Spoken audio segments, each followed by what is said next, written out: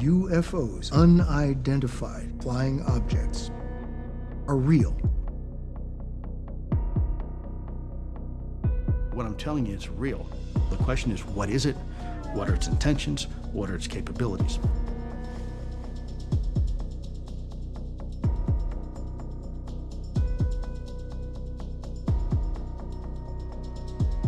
Imagine a technology that can do 600 to 700 G-forces, that can fly at 13,000 miles an hour, that it can evade radar, and that can fly through air and water and possibly space.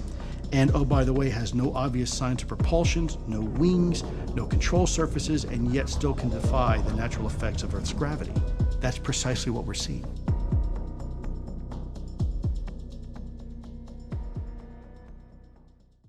There are really only three possibilities of what this could be. And the first possibility is that it is some sort of secret US tech that somehow we have managed to keep secret even from ourselves for a long period of time.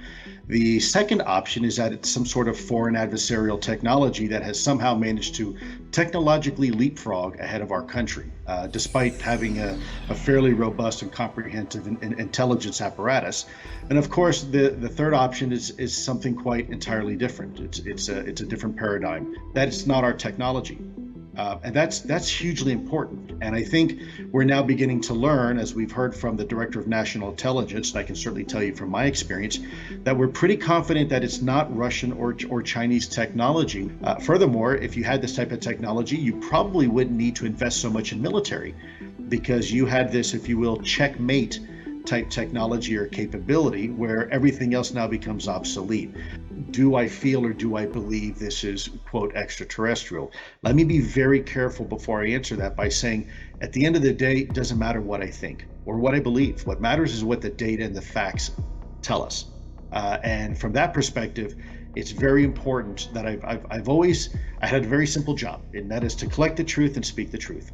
We are human beings that a lot of people in psychology refer to as cardiosocial animals. It means we look at things in extremes because for the first 9 months of our existence, we were in our mother's womb and we heard that binary heartbeat of our mother. And so we tend to look at the life, if you will, and our universe in that binary way. But in reality, the universe and physics isn't binary. It's not binary at all. In fact, there's all sorts of options and opportunities of what this could be. Is it from here or is it from out there?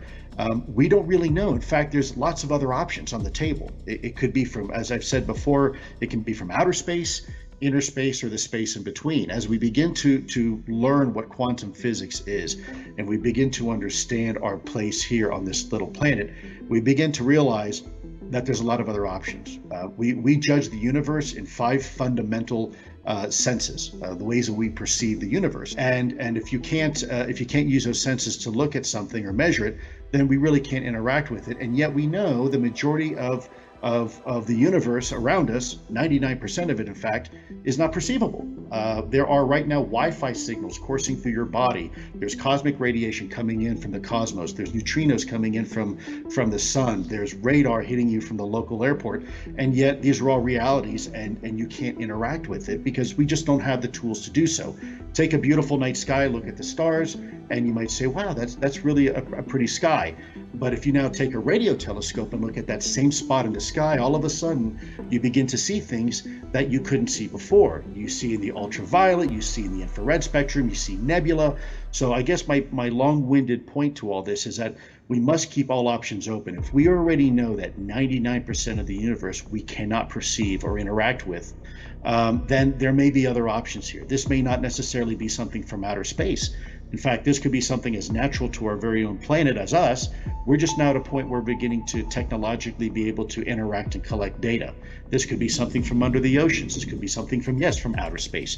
This conversation is shifting from a human technology, quite possibly, we don't know for sure yet, but to something far more profound. We are quite convinced that we're dealing with a technology that is multi-generational, several generations ahead of what we consider next generation technology.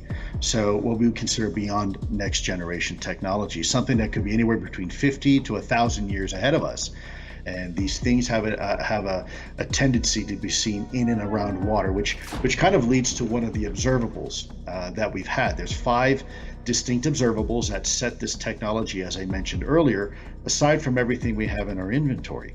The first is hypersonic velocity, the ability to change directions instantly. And when I say instantly, I mean human beings can withstand about 9 G forces. Some of our best aircraft can withstand about 16 Gs. These things are doing 300, 400, 600 Gs in mid-flight. Then there's hypersonic velocity. That is speeds that by definition are Mach 5 or above. Very, very fast. We do have some technology. You mentioned Russian hypersonics and things like that. You know, there are technologies that can go that fast, but then again, you don't expect a hypersonic aircraft to do a 90-degree turn. To put that into context, our SR-71 Blackbird, when at 3,200 miles an hour, wants to take a right-hand turn. It takes roughly half the state of Ohio to do it. You don't expect it to just kind of do this. And that's precisely what we're seeing. And then the third observable is a bit like cloaking. We call it low observability. But the fourth observable is what we were talking about, and that's transmedium travel and water.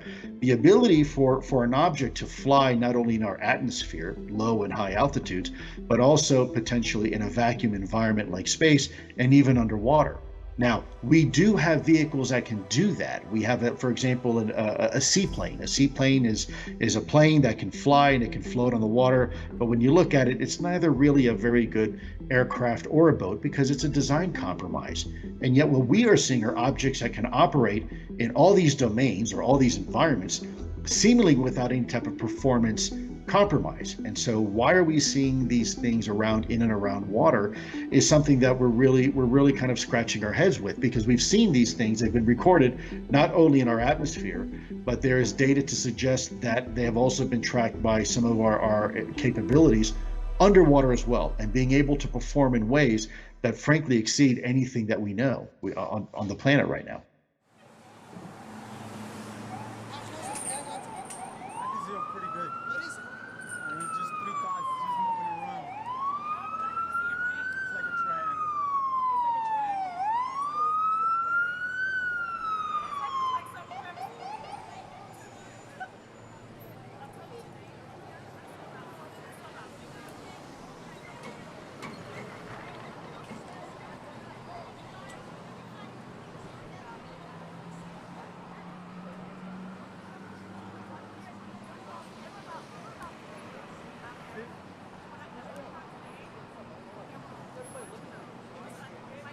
We hope you found this video valuable. Let us know what your opinion on all this is down in the comments section.